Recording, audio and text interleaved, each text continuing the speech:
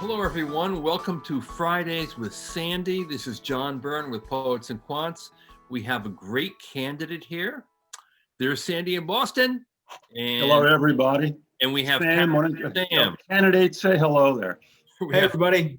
We have Captain Sam, who is actually teaching in an ROTC program for the U.S. Army at Washington University. He has spent 8 years in the Army as an IT and communications officer. He has spent time in South Korea and Germany. He has a history degree from the University of Arizona, so he is a tried and true poet all the way. He also has a master's in international relations. His GPA undergrad was 3.45. He has a 320 GRE. He's applied to Tuck, Darden, UT, USC Marshall, Olin School in St. Louis, of course, SMU Cox and Boston College, and he's here for a mock interview. So Sandy is going to put him through the paces and drill him like he was drilled in boot camp. Yeah, back in the old days in the U.S. Army. Hi, Sam. Good to see you again. Let me just start with something. Have you thought of taking the GRE again? Yes, I've thought of taking. You've got a 320 GRE, which translates into a 600 GMAT. Right. I have taken the GRE a few times already. And, you know, if I absolutely needed to, I suppose I could take it again. But yeah, so. Okay. It is something that's. Did that come up on the schools you were interviewed by? No, not really. I think that I was able to kind of create a strong case that the things that I'm good at, kind of relationship building, teamwork, things like that, will kind of overcome any technical. Good. Okay, so let's get into the mock interview. Very often a mock interview starts where they say, you know, hey, hi, hi, Sam, good to see you. I've been reading your file. Could you just walk me through your resume? Yeah, absolutely. So as you can see from my resume, I graduated from college in 2012, at which point I went into the Army. I commissioned as a signal officer. Yeah, okay. John, when you're walking through your resume, do you say I graduated from college in 2012? I don't know. That's on your resume, right? What's also on his resume is the name of the college. Oh, okay. Right. Yeah. University of Arizona, 2000. That's real important. Okay. I mean, that would be really getting off on the wrong foot to an interviewer. They go, Jesus, this guy is either nervous or sloppy, and I don't want either. Sam, are you a first-gen college grad? I am not. Okay. No. Okay, well, hey, could you walk me through your resume? Yeah, so I graduated from the University of Arizona in 2012, went into the Army as a second lieutenant, where I worked as a communications officer. Just to go over my first few assignments, my first assignment ever was as what's called an executive officer for a company of about 280 people. I had 3 or 4 direct reports at any given time. In this role, I was in charge of logistical operations. You're not walking me through your resume. You are stepping me through you are taking baby steps through your resume. Okay. You really got to get through. Right. This will never end. I mean, this is what you're doing about a job that was not important. Yeah. Okay. Yeah. So first job that I had was as an executive officer, and then for the next 5 years, I worked as a communications officer in Germany and Korea. And for the last 2 years, I've been teaching as an ROTC instructor here at WashU. Perfect. Yeah, that's if they want more, they'll. Yeah. Okay. They'll drill down. Then you peel the onion after that. Absolutely. Yeah. So very often another first question is, hey, hello, how are you? Could you tell me what you're doing now? Yeah, so right now I am teaching basic leadership and Army tactics to aspiring Army officers here at WashU. You got to make that a little more formal. You go, I'm an assistant professor at Washington U. Okay. And it's part of the military, I'm also enrolled in the military, and my current assignment is as Okay. an assistant professor of military science. Got it. You got it? Yeah, no, absolutely. You want to use that title, assistant professor. Okay. Yeah. That makes sense. How did that come about? So they gave me a list of about 60 different places I could go, and I ranked them. Who's you know, they and what was what? So the Army Manning system basically gives you a list on the computer of about 60 different places you go, and you rank order them. And WashU was right there at the top.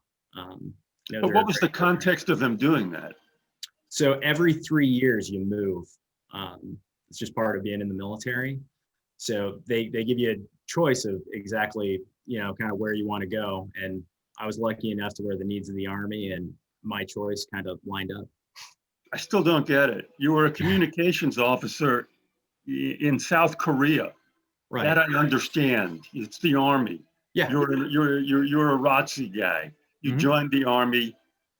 You went to you did a gig in Germany. You did a gig in South Korea, and then all of a sudden they say they give you a list. One of the possibilities is being an assistant professor of military science. Right. Yeah. It may seem a little unorthodox, but this is what's called a broadening assignment.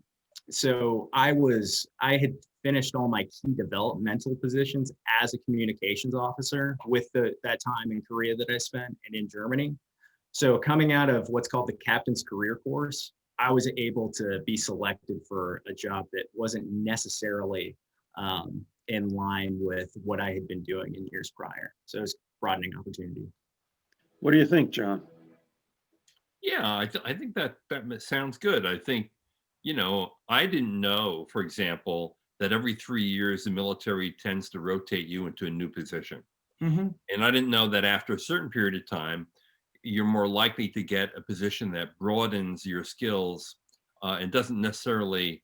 Yeah, blah, blah, blah, blah, blah. How's it doing as an interview answer, do you think? I think you could be sharper and more to the point. Okay. It's, you know, you be prepared for the person interviewing you not to know much about the military. Okay. Also, one thing about that is, look, the fact that you're teaching leadership tells me that you have leadership experience from your past. So basically, this was a way to leverage your previous leadership experience in the military and give it to others. Yeah, don't overcomplicate it. The purpose of the interview is to see whether you can speak English, which you can do, and more importantly, to see if you can explain things you should be able to explain. Okay. That's what we're talking about. Don't worry about leveraging past experiences or optimizing things or dancing them into a corner because you want to show them this little thing. Worry about the real basics. Can you explain who you are and what you do? This is critical. 100%. And a lot of the interview is just this basic resume stuff. They don't get into fancy things, although sometimes they do. Very pragmatic. Yeah, but you should be prepared to just walk through your resume, explain each gig in a very clear way. So I'm going to bore everybody and do this again. Hey, hello there. How are you? Great. Could you tell me what you're doing now? This is real interesting resume. What are you doing now? I'm a little confused about where you are in the Army and what you're doing now and why. Yeah. So coming out of my previous assignments in Korea, I was actually selected for a broadening opportunity to teach leadership here at Washington University as an assistant professor of military science. So that's what I've been doing for the past 2 years. Is that normal? How did you get selected for that? Yeah, so there was a list of potential assignments that was given to me, and I put WashU right at the top, and they selected me for it. There's probably I still don't get the context. What you got to do is say, right. I had taken ROTC. I had been in the military for X years. At that point, usually you're faced with a number of choices. that the Army gives you. One of the choices they gave me was this gig as a professor. It seemed exciting to me for the following reasons, and I accepted it. Okay. You get the difference? I get it. Yeah. Real important, because that's what they're testing for. Yeah. Just your ability to contextualize and explain it. Okay. Makes sense. And the other little hint in there was that note of positivity. As Andy said, I was excited by the opportunity. Okay. Yeah. I actually think that that's a subtle but important point. Yes. Okay. Good. What could you tell me about your decision to go to the University of Arizona for your undergraduate degree? Yeah, so both of my parents were graduates of the University of Arizona. I was primarily looking at schools in state, and I thought that was the best school for me to go to. So that's why I went there. Good. And then why did you pursue a master's in international relations at the University of Oklahoma? International relations is just something that has always interested me. And it was one of the programs that that was offered through the University of Oklahoma's BASE program. So, okay, you got to make it a little more real. The answer, my parents went there, is great. That's something everybody understands. And right. My parents went there; they liked it. I went to visit. I liked it. I had friends who went there. I spoke to my friends, so it was, there was a lot of reasons to go. Okay. And then, so can you do that with Oklahoma? Yeah, so with Oklahoma, I wasn't really on their campus exactly, but what the program that I was in, it was kind of a remote learning scenario where instructors came to us, and I did have a friend who was in the program, and he told me that it was great and all the classes were really interesting and the professors were very good at interacting. Okay, good. You got to make that real clear. Okay. I don't fully understand the remote part, but you better explain that. Right. Okay, so let's talk about your military career. What are some of the leadership, name 2 or 3 leadership challenges that you faced in the military and how you handled them? You should have this in your pocket if you know. Right. So one of the jobs I had was in Korea, where I was in charge of all the tactical communications for the Patriot missile systems all over the peninsula that were in charge of kind of air defense operations.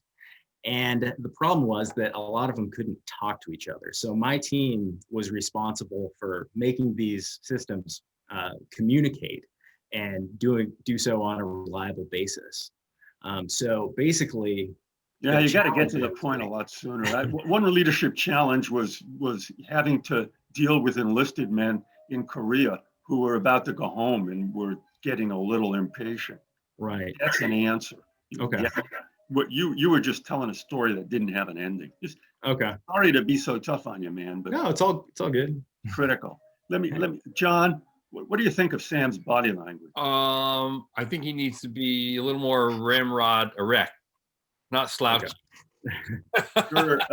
It's not this. You've got this thing where your face seems to be. Is this making sense? Am I coming across? Right. Speak with greater confidence. Okay. But not cockiness or arrogance. Yeah. Okay. We make it easy here. So there's this little it's really sliver on the 49.5-yard line. See if you can land there. But Sandy, I have a question. This is what after having been witness to many of these mock sessions and this one, it occurs to me that on some level you are counseling applicants the way an attorney would prepare a witness in a deposition. Do not volunteer too much. In other words, you answer the question directly and then you stop. Yeah, that is my advice. What you want, right? They'll ask another question. They'll interrupt. Yeah, but one of the ways you screw the interview up is talking too much. Talk too much. Okay. Yeah, but at the same time, you want to come off as natural and friendly and accessible. So when you do a clipped answer, doesn't that get in the way of that sense? that's a danger.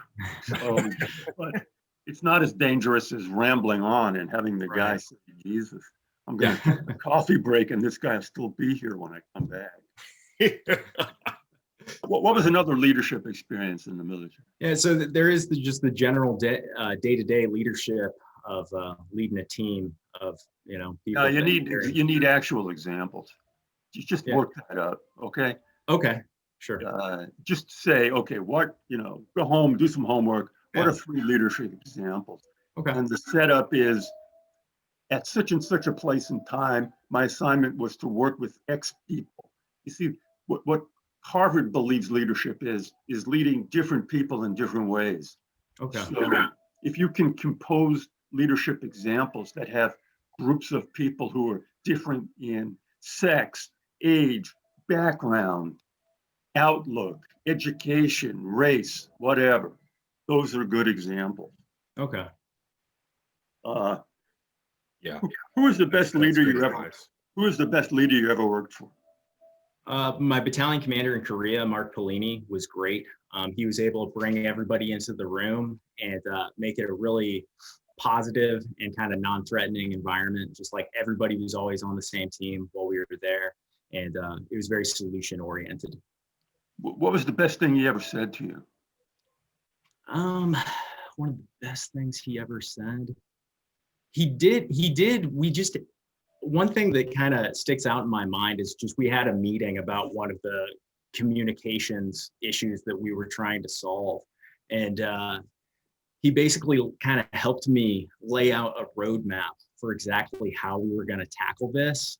And that kind of inspired me to get the right people in the room to solve these problems. Okay, that's a low pass of an answer. It would help if you had an actual Quote. Right. Okay. A situation where he said this.